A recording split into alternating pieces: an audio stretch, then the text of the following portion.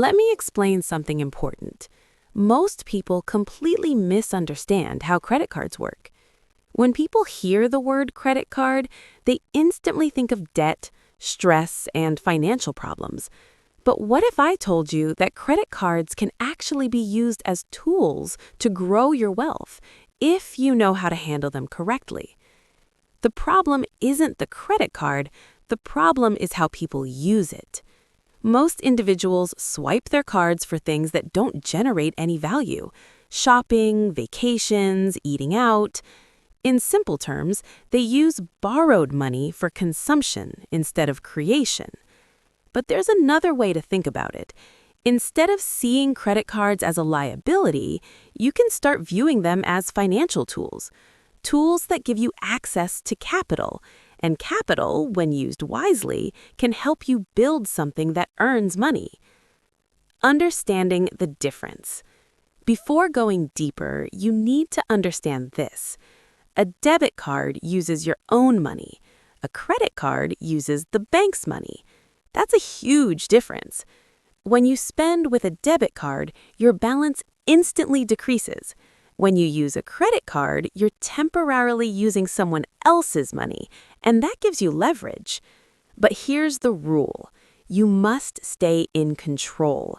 If you don't manage it properly, it works against you.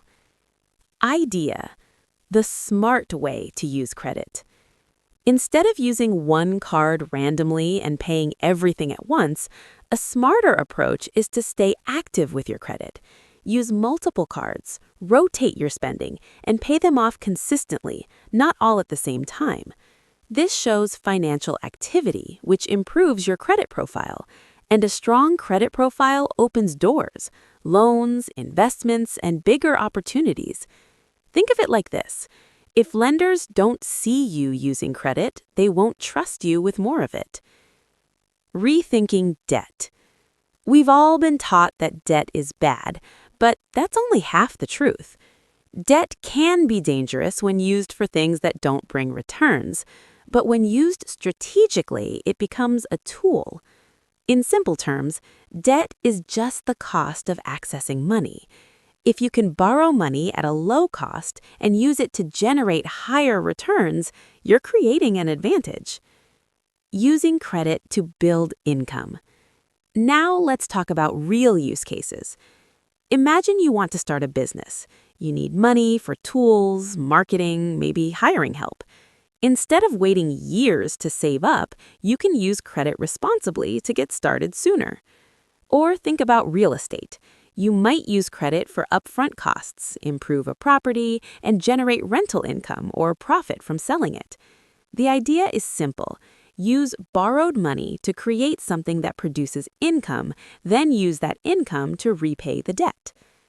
Responsibility is everything. This approach only works if you are disciplined. If you use credit without a plan, it becomes a trap. If you use it with strategy, it becomes leverage. That's the difference. You need to understand where the money's going, how it will generate returns, and when and how you will repay it. Without that clarity, you're just taking a risk. The biggest shift is mindset. Most people believe they need to save money first before they can grow. And yes, saving is important, but growth often comes from using resources wisely, not just accumulating them. People who build wealth faster understand how to use tools like credit, time, and opportunity together. Final thought. Credit cards are not your enemy. Used blindly, they can destroy your finances. Used strategically, they can accelerate your progress. The key is simple.